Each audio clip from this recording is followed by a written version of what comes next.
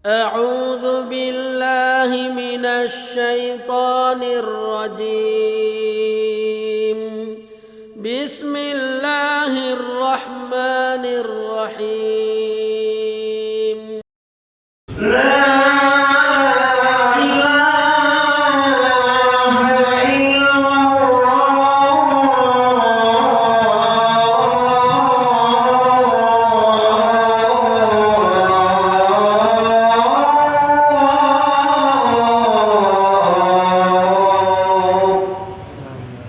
إن الحمد لله نحمده ونستعينه ونستغفره ونستهديه ونعوذ بالله من شرور أنفسنا ومن سيئات أعمالنا من يهده الله فلا مضل له ومن يضلله فلا هادي له نشهد أن لا إله إلا الله وحده لا شريك له ونشهد أن محمدا عبده ورسوله لا نبي بعده ونصلي ونسلم على نبينا محمد وعلى آله وأصحابه ومن تبعهم إلى يوم الدين.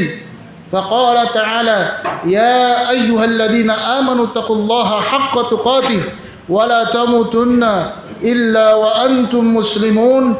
فقال صلى الله عليه وسلم: وإن أصدق الحديث كتاب الله وخير الهدى هدى محمد صلى الله عليه وسلم وشر الأمور محدثاتها وكل محدثة بدعة وكل بدعة ضلالة وكل ضلالة في النار. أما بعد. Hadirin jamaah yang dimuliakan Allah Subhanahu wa taala.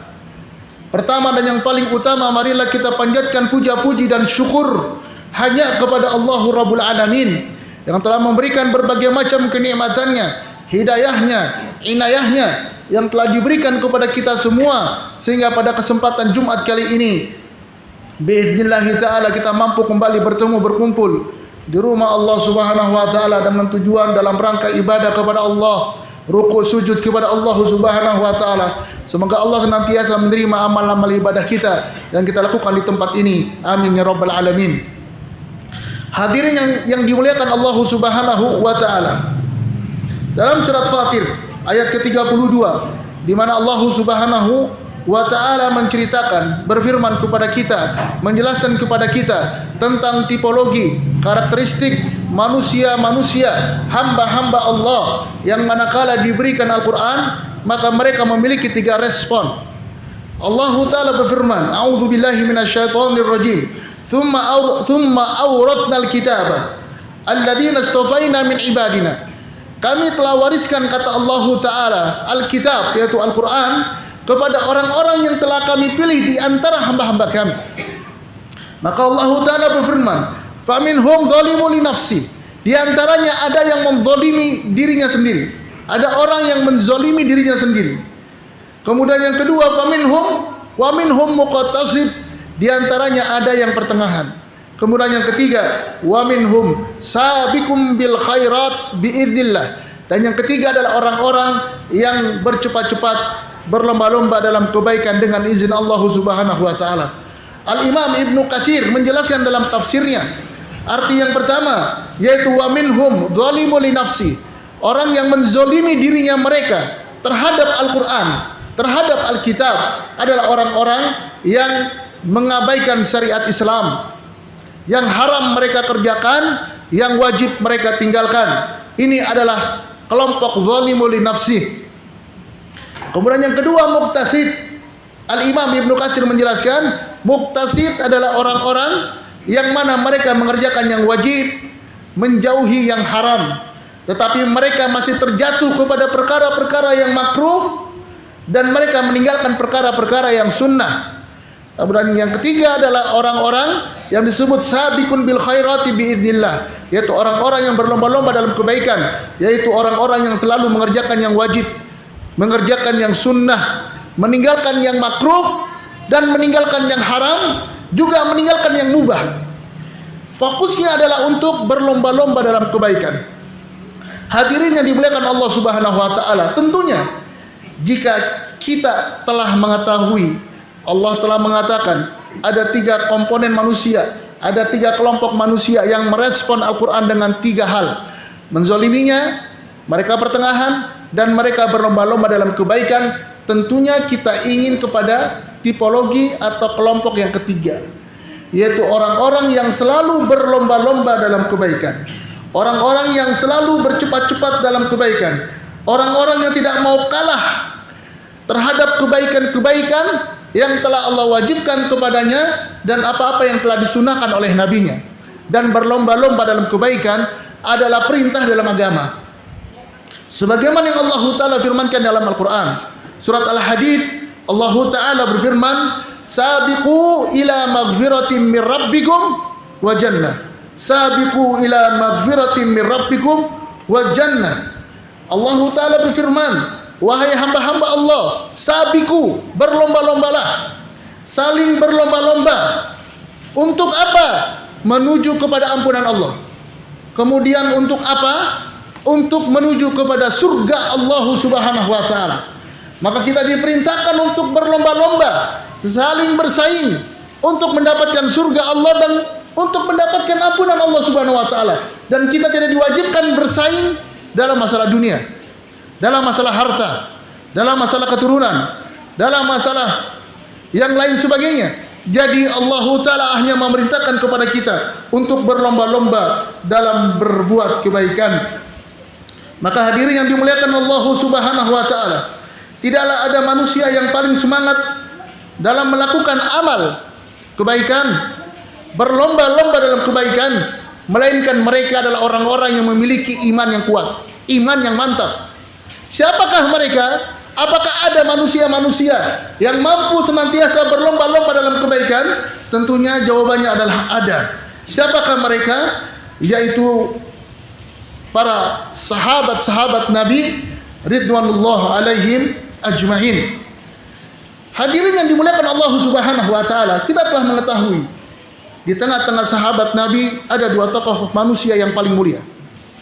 Yang pertama Abu Bakar As-Siddiq radhiyallahu anhu, dan kemudian yang kedua adalah Umar bin Khattab radhiyallahu anhu.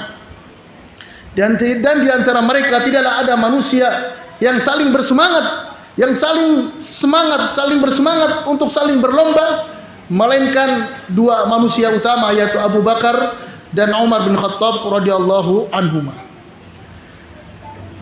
Dalam satu kesempatan, Abu Bakar As-Siddiq radhiyallahu anhu pernah duduk di samping Nabi Muhammad SAW, dan di tengah-tengah Nabi ada para sahabat-sahabatnya. Dan kemudian Nabi Muhammad SAW berkata, ma asbaha minkumul yauma shaiman. Wahai sahabat-sahabatku, siapakah di antara kalian yang hadir pada hari ini, di pagi ini, yang berpuasa? Dan tidak ada yang menjawab kecuali hanya Abu Bakar yang mengatakan, ana ya Rasulullah, saya yang berpuasa hari ini. Sahabatnya tidak ada yang berpuasa. Kemudian Nabi kembali bertanya, faman tabi'a minkumul yauma janazah.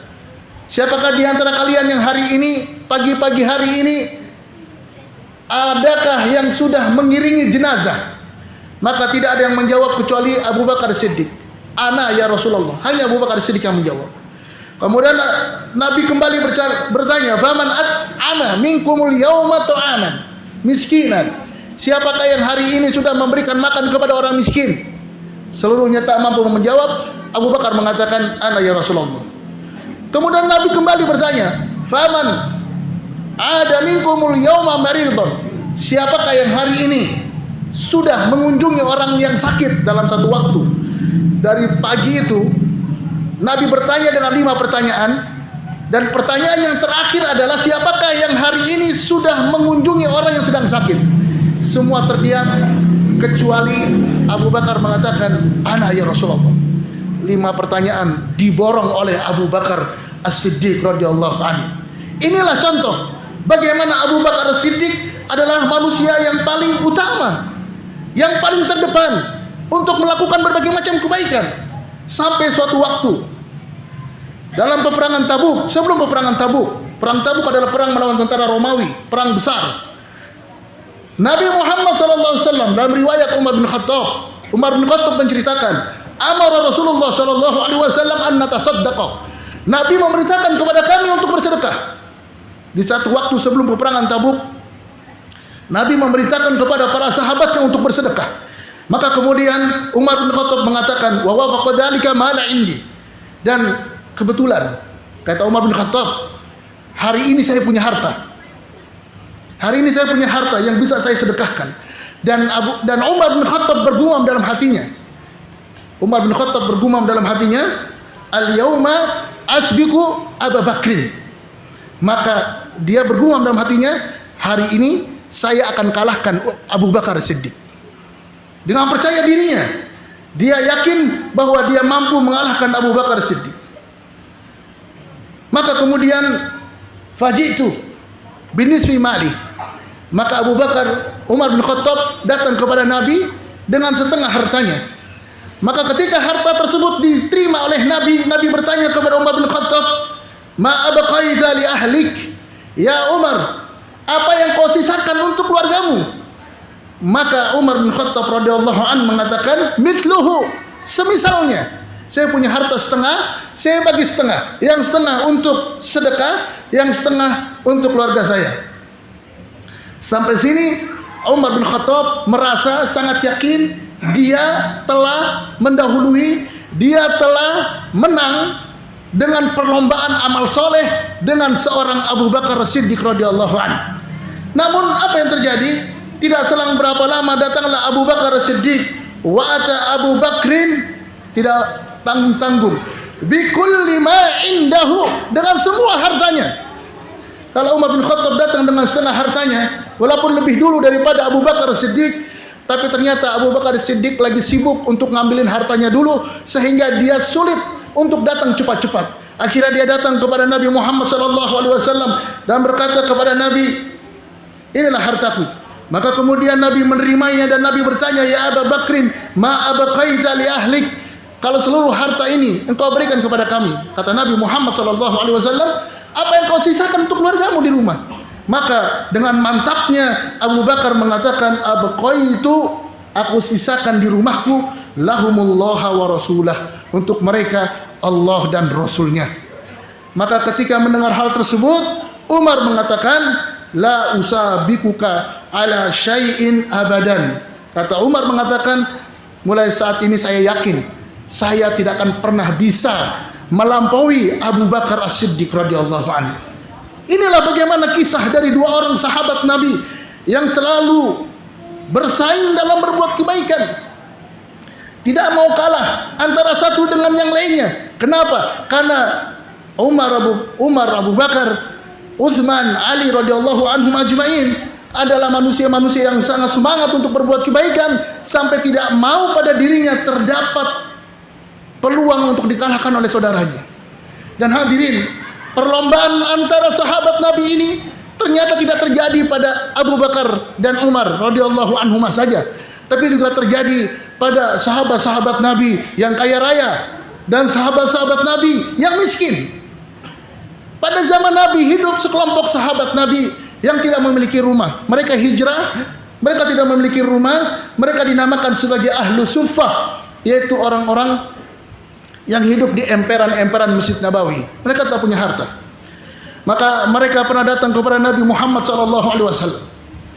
Mereka berkata kepada Nabi, ya Rasulullah, sesungguhnya orang-orang kaya di antara kami telah pergi dengan harta mereka. Harta mereka dermakan, mereka infakkan, mereka sedekahkan, dan mereka mendapatkan kebaikan dari harta mereka.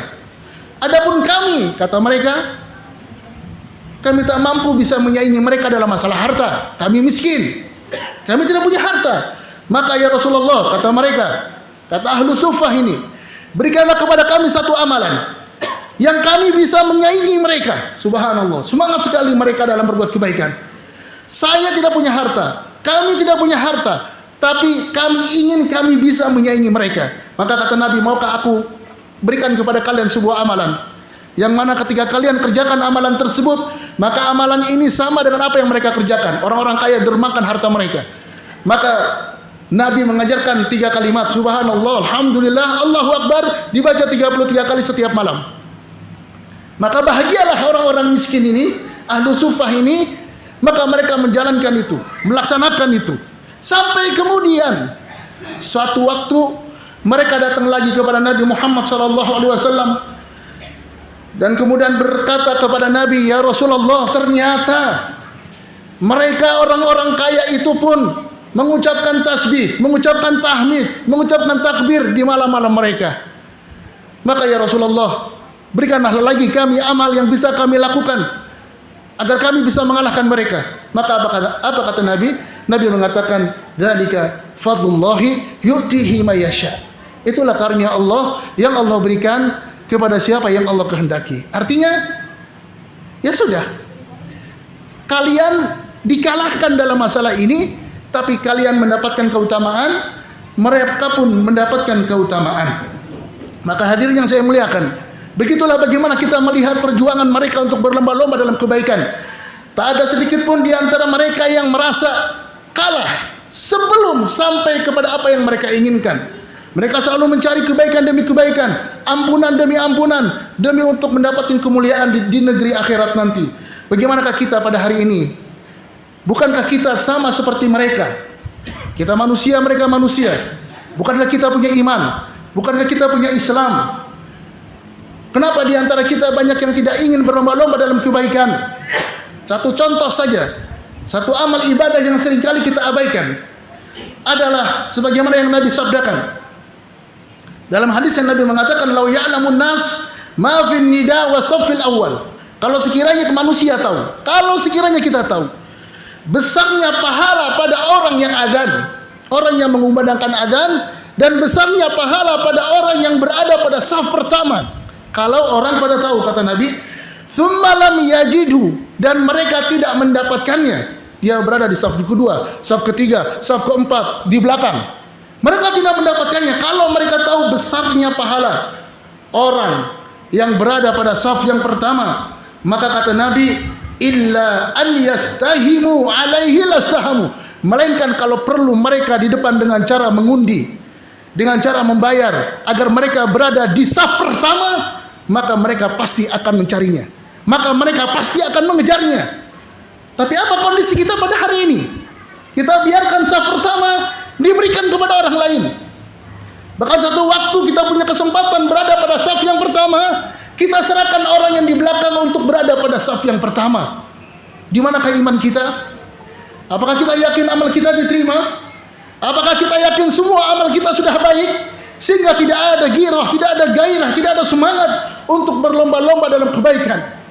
Itu pada satu hal saja, berlomba-lomba untuk berada pada saf yang pertama. Bagaimana kondisinya pada hari ini? Berapa banyak orang yang masbuk? Lebih baik berada pada saf terakhir daripada saf pertama. Sedangkan sebaik-baik saf laki-laki di depan, saf pertama, dan sejelek-jelek saf laki-laki di belakang. Dan sebaik-baik saf perempuan adalah di belakang. Dan sejelek-jelek saf perempuan adalah di depan. Maka kalau kita melihat kondisi seperti ini, kita berada pada kondisi dan posisi seperti apa? Kemudian di antara yang lain, Nabi Muhammad SAW dalam hadisnya tentang keutamaan salat Jumat, Nabi mengatakan, "Man iktasala yaumal jum'ah," bagi siapa yang mandi pada salat Jumat, "tsumma raha fi sa'atil ula," dan dia mendatangi masjid pada waktu yang pertama. Pada waktu pertama, maka kata Nabi, "Faka'annama qarraba badanatan." Dia seperti orang yang menyembelih seekor unta yang besar. Kemudian Nabi melanjutkan, "Wa man raha fi sa'ati tsaniyah," bagi siapa yang datang pada waktu yang kedua, maka faka'annama qarraba baqaratan, dia sama seperti orang yang menyembelih seekor sapi. Pada hadis yang ketiga, Nabi mengatakan bagi siapa yang datang pada kondisi waktu yang ketiga, maka dia seperti menyembelih seekor sapi yang bertanduk besar. Bagi siapa yang datang pada waktu yang keempat, maka dia seperti menyembelih seekor ayam jantan. Dan bagi siapa yang datang pada waktu yang kelima, maka dia seperti orang yang berkurban dengan sebutir telur. Dan hadirin, banyak di antara kita yang lebih ikhlas, lebih ridho berkurban dengan sebutir telur, padahal dia punya kesempatan berkurban dengan seekor unta yang besar. Apa yang menyebabkan kita terlambat untuk datang pada saf yang pertama, pada waktu yang pertama di hari Jumat? Apakah sudah pasti kita masuk surga? Apakah sudah pasti kita diampuni dari semua dosa kita? Berilah satu hak Allah di hari Jumat, agar kita bisa bergegas masuk pada waktu yang pertama. Marilah kita berlomba-lomba dalam kebaikan, karena tidak ada di antara pun kita hari ini di tempat ini yang bisa dipastikan kita berada pada posisi apa nanti di akhir hidup kita. Apakah kita menjadi orang beriman atau kita menjadi orang-orang yang kufur. Maka berlomba-lombalah dalam kebaikan dan jangan malas untuk berlomba-lomba dalam kebaikan. Barakallahu li wa lakum fil Qur'anil Karim. Wa nafa'ani wa iyyakum bima fihi minal ayati wa dzikril hakim. Aqulu qouli hadza fastaghfiruhu innahu huwal ghafurur rahim.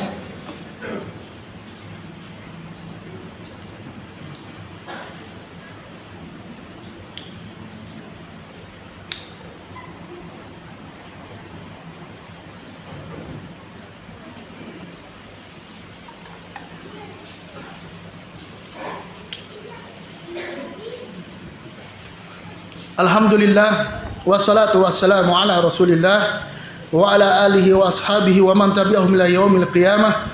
Allahumma salli wa sallim wa barik ala nabiyyina Muhammad wa ala alihi wa ashabihi wa man tabi'ahum ila yaumil qiyamah. Amma ba'd. Yang terakhir jamaah, seorang ulama Hasan Al-Basri rahimahullah pernah mengatakan, jikalau engkau disaingi oleh tetanggamu, kerabatmu, orang lain tentang masalah dunia, tetanggamu punya harta, tetanggamu punya kendaraan yang bagus, tetanggamu punya rumah yang bagus, maka saingilah dia dalam perkara akhiratmu sampai tidak ada orang yang mampu bisa menyaingimu. Maka banyak di antara kita pada hari ini yang sangat semangat untuk bersaing dengan dunia kita. Dengan dunia kita bersaing, tapi sedikit sekali kita punya semangat untuk menjadi orang nomor satu, menjadi satu-satunya di muka bumi ini sebagai ahli ibadah, ahli salat, ahli baca Quran. Walaupun tidak mungkin kita menjadi orang seperti itu, tapi semangatnya manakala itu muncul, insyaallah biiznillah Allah akan berikan kemudahan atas hidup kita. Maka pada kesempatan Jumat ini marilah kita sama-sama berlomba-lomba dalam kebaikan, berlomba-lomba dalam ibadah, berlomba-lomba dalam amal saleh, bukan berlomba-lomba dalam masalah kemaksiatan. Semoga khutbah Jumat ini bermanfaat bagi kita semua. Innallaha wa malaikatahu yusalluna 'alan nabi ya ayyuhalladzina amanu sallu 'alaihi wa sallimu taslima. Allahumma salli 'ala Muhammad wa 'ala ali Muhammad kama sallaita 'ala Ibrahim innaka Hamidum Majid.